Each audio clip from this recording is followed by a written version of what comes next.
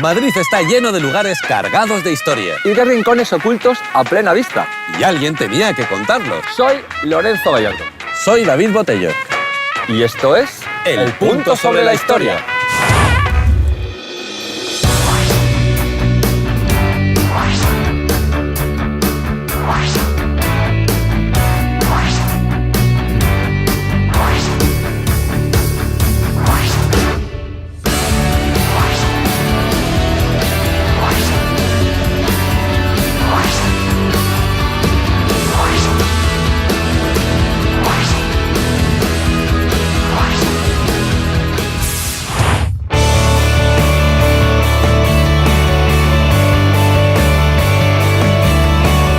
Hoy vamos a pedalear por una de las zonas con más historietas de Madrid, la Plaza de Santa Ana y sus alrededores.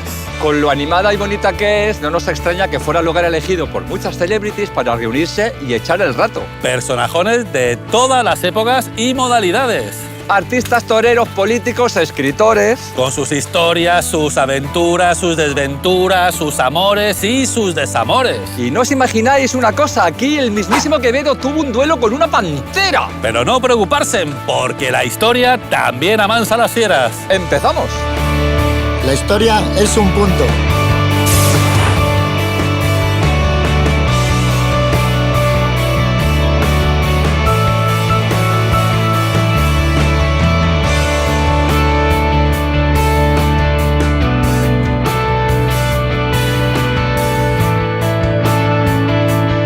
Este edificio tan neoclásico, tan teatral y tan patriótico es el Teatro Español. Por aquí han pasado miles de actores y de gentes del teatro. Con el tiempo ha habido que ir ampliando el edificio porque el ego de los actores ocupa mucho y ya sabéis cómo somos la gente del show business. Antes de ser el Teatro Español fue el Corral del Príncipe, que tenía un club de fans más apasionado que los del Atleti de Madrid. Se hacían llamar los chorizos y estaban todo el día de bronca con los polacos, que eran los fans del cercano Corral de la Cruz. ¡Es polaco el que no vote!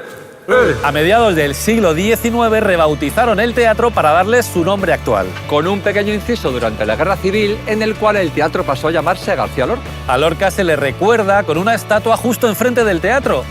A tus pies, poeta. Federico era vecino y amigo de Encarnación López, la argentinita, que ya había trabajado para él en El Maleficio de la Mariposa, la primera obra de Lorca.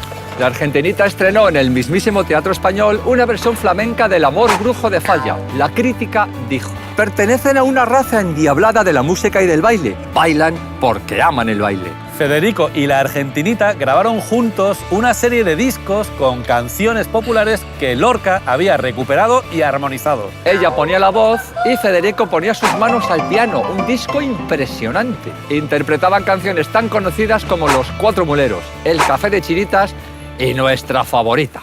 Anda, jaleo, jaleo, ya se acabó el alboroto y vamos al tiroteo y vamos al tiroteo. Con la prematura muerte del amante de la argentinita, Ignacio Sánchez Mejías, a las 5 de la tarde, la argentinita decidió poner tierra de por medio y se marchó a hacer las Américas. Como todo lo español y todo lo flamenco, triunfó al otro lado del charco. Cada vez que actuaba en la Metropolitan Opera House de Nueva York, colgaban el cartel de vendido, agotadas localidades.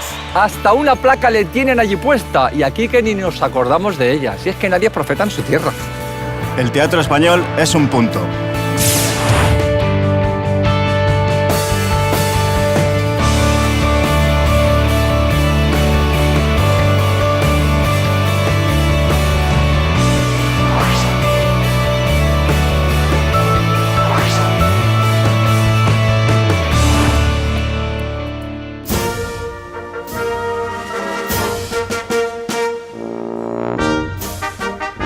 Esta es la cervecería alemana, ya ha cumplido más de 100 años y es una de las cervecerías más antiguas que tiene Madrid. Los propietarios iniciales fueron unos empresarios alemanes. Luego lo que hicieron fue venderlo a otro propietario de origen asturiano llamado Ramón González, y desde entonces la saga González siguen regentando este lugar que es de los más emblemáticos que tiene el viejo Madrid, del barrio de las Letras. Aquí al lado, a la vuelta, vivía la familia Dominguín, en la misma casa donde precisamente Santiago Ramón y Cajal vivió y le informaron que había ganado el Premio Nobel de Medicina. Primo de Rivera, Manuel Azaña y sobre todo un personaje muy curioso de este barrio, que fue don Ramón del Valle Inclán.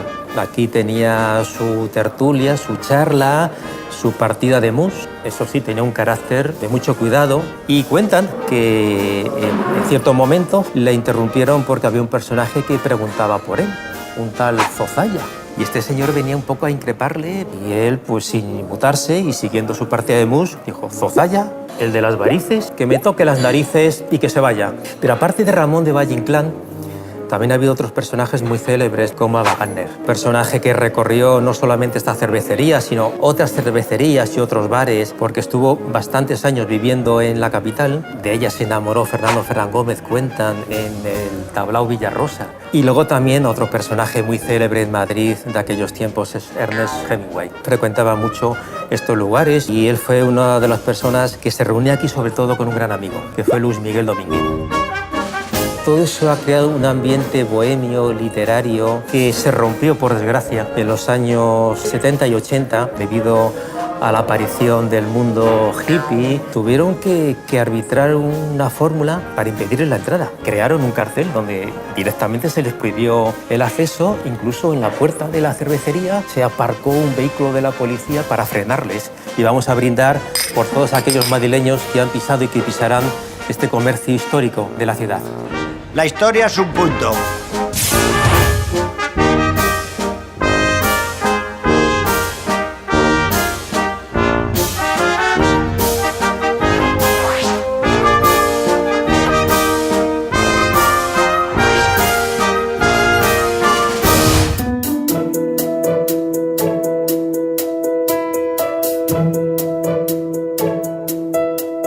Esta es la biblioteca del Club Argo, Asociación Racional de Gastronomía y Ocio, donde tuvo su despacho don José Canalejas. En tiempos de Alfonso XIII llegó a la presidencia del Consejo de Ministros de la mano de Sagasta. Los conservadores le odiaban porque, a pesar de que era católico, quería separar la Iglesia del Estado. Los republicanos le odiaban porque, aunque era uno de los suyos, ahora trabajaba para Alfonso XIII. Tenía tantas ganas de cambiar las cosas que se plantó en el punto de mira de un montón de enemigos, entre otros los anarquistas. Manuel Pardinas era uno de esos anarquistas a los que la policía les seguía los pasos por toda Europa. Un buen día, la policía le perdió la pista a Pardinas y Canalejas le comentó a su mujer: «Seguro que este chico nos dará algún disgusto serio». ¡Qué olfato!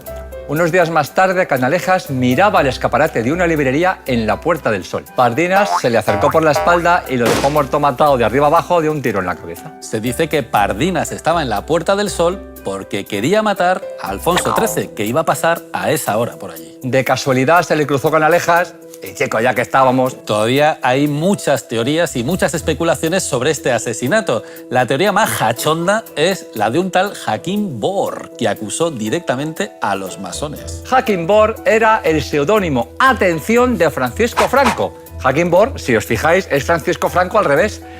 Ah, ¿no? Hasta la biblioteca de José Canalejas. En este edificio él tenía su despacho, aunque realmente él vivía en el Palacio de Santoña hasta que falleció su primera mujer, pero cuando volvió a casarse se trasladó aquí a vivir. Y de alguna manera se sabe que aquí estaba escribiendo las memorias que nunca han aparecido y nunca se ha hablado de ellas. El Club Argo es un punto.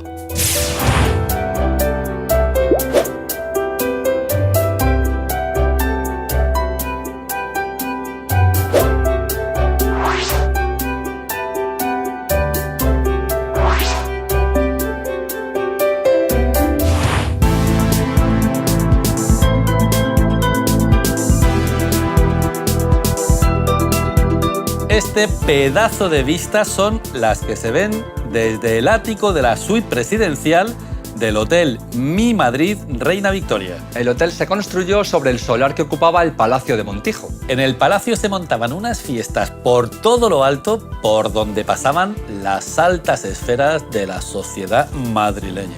La condesa de Montijo, doña María Manuela Kirkpatrick, que cool, era una magnífica anfitriona. Dicen que fue la condesa de Montijo quien trajo a España las fiestas de disfraces. No sabéis cuánto se lo agradecemos. Estos guateques tenían gato encerrado. La señora Kirkpatrick montaba estos tingrados para casar a sus hijas con jovencitos polloperas de buen partido, de buena familia. Y vaya si lo consiguió. Casó a su hija Paca con el duque de Alba, casi nada. Y otro casi nada, casó a su hija Eugenia con Napoleón III. A ver, si tiene alguna hija más, la acaba casando con el Papa. Dicen que en el Palacio de los Condes de Montijo fue donde Próspero Médime empezó a escribir su obra Carmen, inspirado por una historia que le había contado Eugenia de Montijo. A principios del siglo XX se tiró el palacio y se edificó el actual edificio, que fue una galería comercial llamada Almacenes Simeón. Durante 70 años, las primeras plantas se dedicaron al almacén y el resto del edificio a lo que venía siendo el hotel. Por este hotel han pasado y siguen pasando celebridades y artistas del panorama nacional e internacional. En sus habitaciones se vestían los toreros, se ponían el traje de luces y se quitaban el miedo antes de ir a una corrida a la Plaza de Toros de las Ventas. En este hotel era donde Luis Miguel Dominguín se vestía. Luego se apuntaba a la fiesta Ava Gardner y hacía la operación opuesta. No sé si nos explicamos. Manolete, que era muy supersticioso, siempre se pedía la habitación 220 para vestirse. Pero quedémonos con esto. Las vistas desde el hotel son para salir por la puerta grande.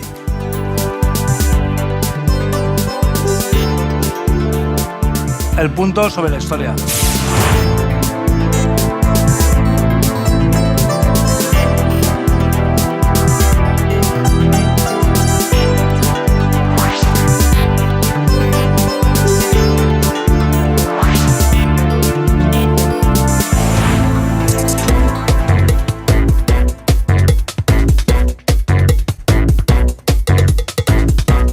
Esta persona que veis aquí detrás es Calderón de la Barca. Fue uno de los protagonistas del siglo de oro de la literatura española y, bueno, era hijo de un funcionario que trabajaba para las cortes de Felipe II, luego para Felipe III.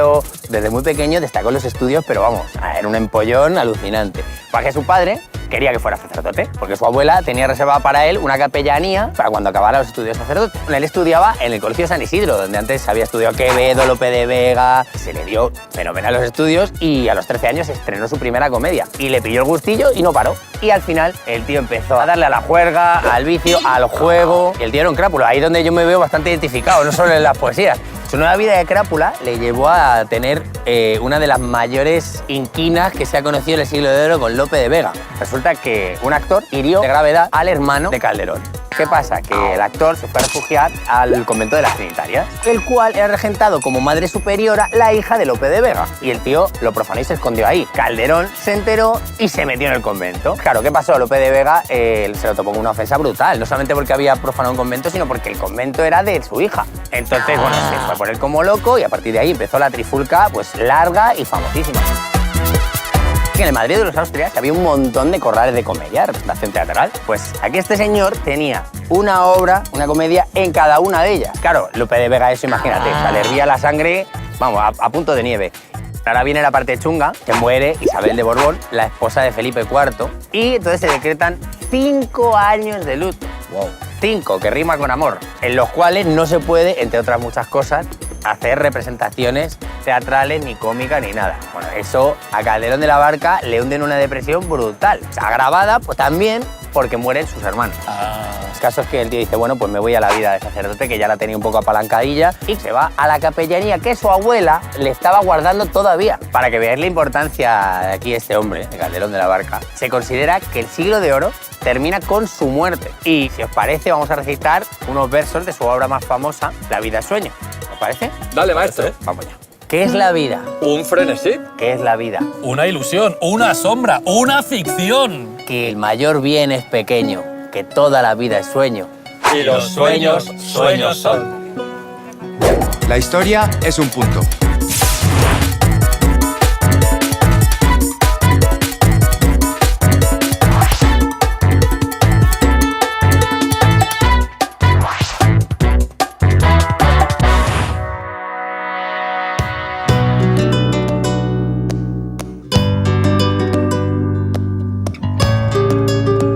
Este lugar tan tablao, tan flamenco y tan centenario es el Villarrosa, el tablao flamenco más antiguo de Madrid. Catedral del arte flamenco por excelencia y conocido mundialmente por la enorme calidad de sus artistas. Abrió en 1911, pasó por varias etapas y varias manos hasta que acabó en manos de un tipo que se llamaba Pajares. Pajares se propuso volver a convertir este lugar en lo que fue desde un principio, un tablao. Fichó a Antonio Chacón, el papa del flamenco. Como el flamenquito estaba tirando a mal visto, Pajares puso en la planta baja unos reservados para que los famosetes pudieran disfrutar del espectáculo sin ser vistos.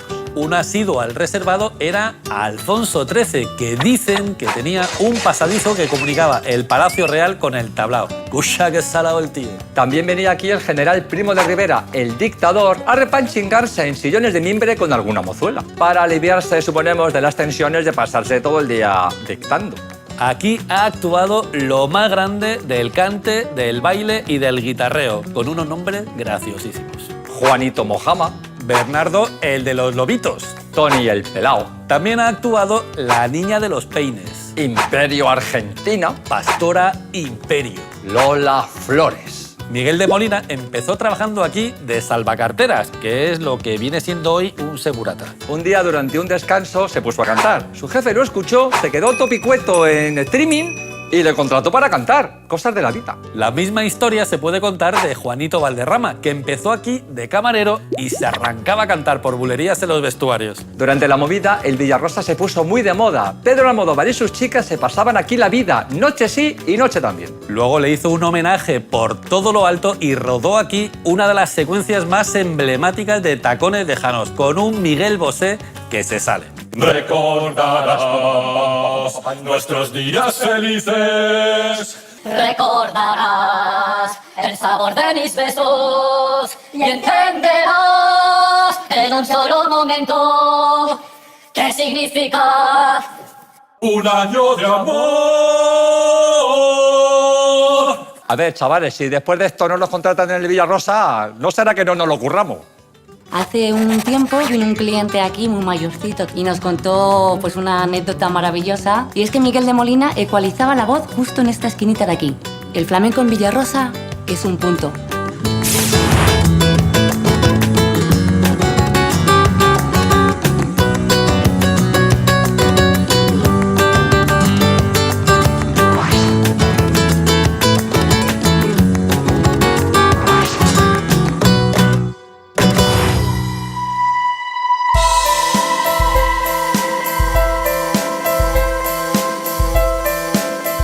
Este es el Viva Madrid, la cervecería donde se reunía con sus amigotes el doctor José Rizal, el héroe nacional de Filipinas. Rizal nació en Filipinas durante la colonización española. Allí vivió, denunció y luchó contra una situación que no le molaba ni un pelo. Cuentan que siendo niño se quedó topicueto mirando cómo una mariposa revoloteaba alrededor de una vela hasta que se quemó a lo bonzo. Su madre aprovechó la cosa de la mariposa para explicar a su hijo qué te puede pasar si metes las narices donde no te llaman por tener demasiada curiosidad. Ay. Rizal quería que se reconociera a Filipinas como provincia española de pleno derecho. Que tuvieran representación en las cortes. Que las parroquias donde solo había curas españoles pasaran a los filipinos. Y que se respetaran las libertades de expresión y de reunión. Se ve que el gobierno de Manila no entendió muy bien lo que pedía Rizal, porque en vez de concedérselo, le mandaron al exilio. Y ahí empezó su periplo. Estuvo en Cuba, donde se le acusó de echar una manita a la Revolución Cubana. Estuvo en Barcelona, donde le acusaron de separatista, revolucionario y filibustero, y le condenaron a morir fusilado. Poco antes de morir, no va a ser después, escribió: Mi patria idolatrada, dolor de mis dolores, voy donde no hay esclavos, verdugos ni opresores. Ante el pelotón de fusilamiento, pidió que le quitaran la venda de los ojos y que le dispararan de frente. Lo primero se le concedió, lo segundo no, porque a los traidores se les fusilaba por la espalda. Justo en el momento de apretar el gatillo, Rizal se dio la vuelta y se salió con la suya. Bueno, es un decir. Esta es la épica historia de José Rizal.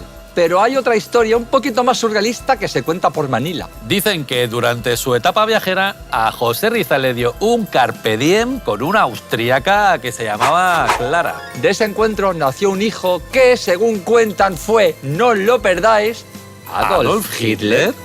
El Viva Madrid es un punto.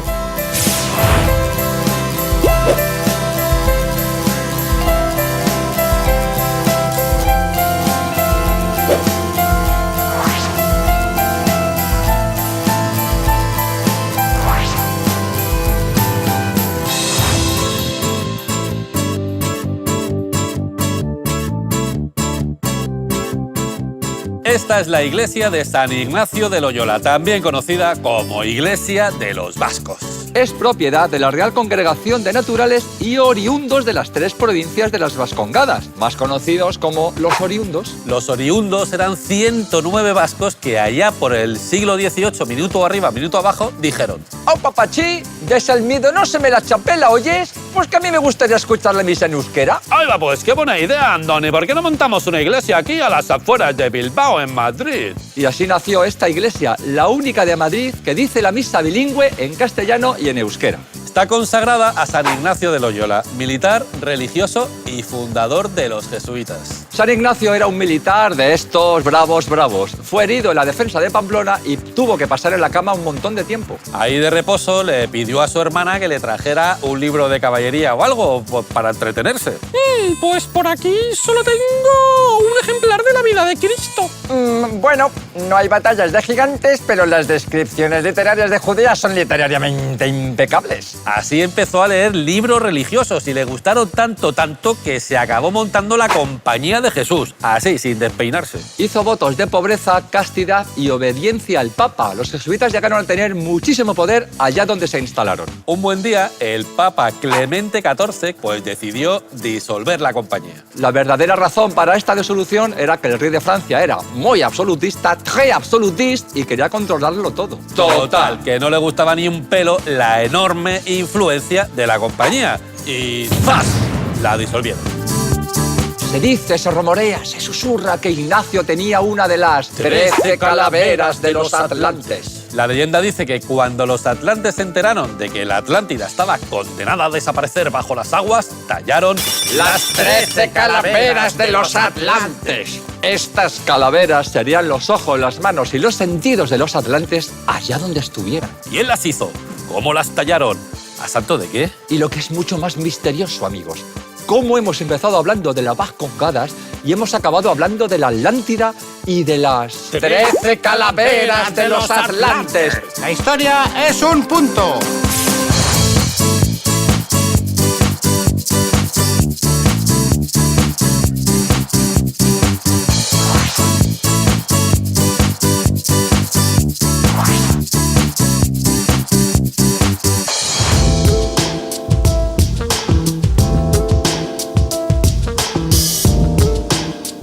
¿El escritor de Don Juan Tenorio suena? Sí, hombre, sí. José Zorrilla nació en Valladolid, sí, pero de pequeño se vino a vivir aquí a Madrid, hasta que sus padres le mandaron a vivir fuera para estudiar Derecho. Lo que pasa es que parece ser que el Derecho se le hizo bola y le gustaba más el tema de dibujar, estar con mujeres, leer grandes escritores de la literatura como Víctor Hugo, como Espronceda, Alejandro Dumas. Y dice la leyenda que robó una mula, la vendió y con el dinero que sacó se compró un pasaje para volver aquí, a Madrid. Estuvo pasando muchas calamidades y se hizo pasar por un artista italiano para que le contrataran como dibujante de una revista ilustrada del siglo XIX que se llama El Museo de las Familias.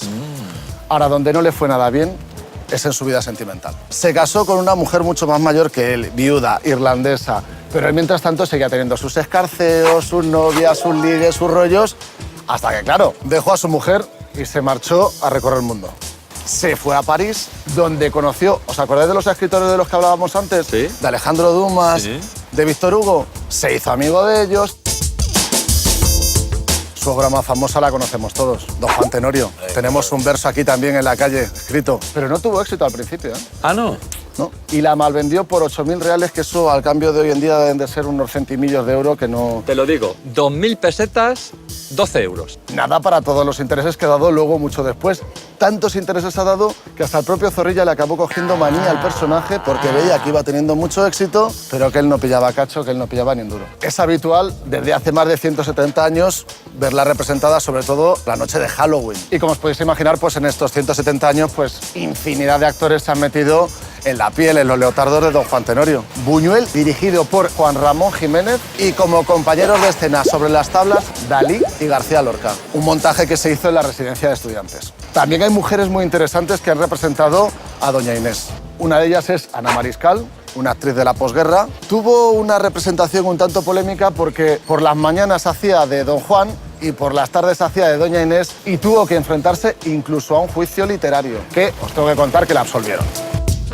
El escritor Zorrilla aceptó ser miembro de la Real Academia Española de la Lengua con 68 años, después de muchos años rechazándolo. La primera vez que se lo ofrecieron fue 37 años antes y en su discurso leyó unos versos. No arrancarán del alma las espinas, las coronas que nimben mi cabeza, ni me hará creer el pueblo que soy grande, siendo cual son mis obras tan pequeñas.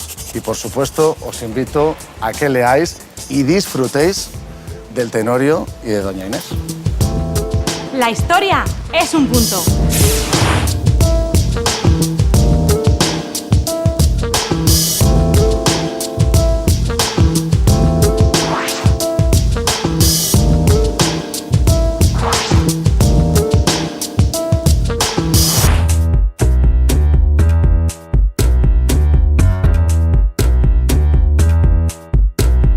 Este es el antiguo palacio del conde de Tepa. Cuando se construyó el actual hotel, se encontraron los cimientos de la antigua fonda de San Sebastián. Y en tiempos de Carlos III, en la fonda de San Sebastián, se celebraba la tertulia de San Sebastián. Irrefutable. Aquí se reunían los mejores escritores del 18. Está considerada la primera tertulia moderna de Madrid. Y sus fieles, sus leales, lo que querían era renovar las artes y crear un nuevo teatro del neoclasicismo. Para evitar jaleos, el dueño ponía carteles que decían: solo se puede hablar de toros, teatro, versos y cosas de amor. Y la verdad es que no nos consta que le hicieran el más mínimo caso. La Comedia Nueva o El Café de Leandro Fernández de Moratín está ambientada en esta fonda. Cadalso presentó aquí sus cartas marruecas. Además de escribir, salvó la vida al conde O'Reilly durante el motín de Esquilache. Investigad, investigad. La historia es un punto.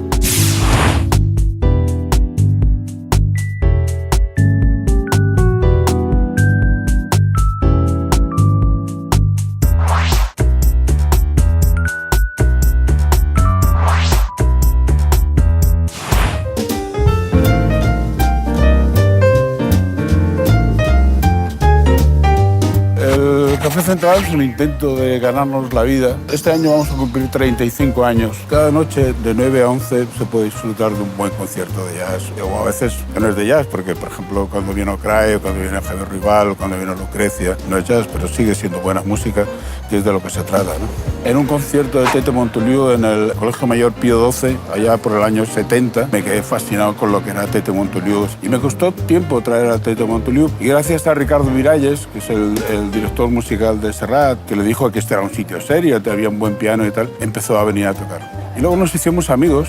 En el año 94 tenemos una crisis brutal, estábamos a punto de cerrar y entonces Tete dijo que no podía hacer eso, que lo que él venía de Barcelona, estuvo aquí tocando 5 semanas seguidas a piano solo y el Café Central estaba lleno todas las noches y la gente disfrutaba como Tete hacía disfrutar a la gente, ¿no? Era maravilloso y no habrá nadie como Tete nunca, yo creo, ¿no? A Tete nosotros le debemos tanto y yo siempre que puedo cuento esta historia, ¿no? El Café Central es un punto.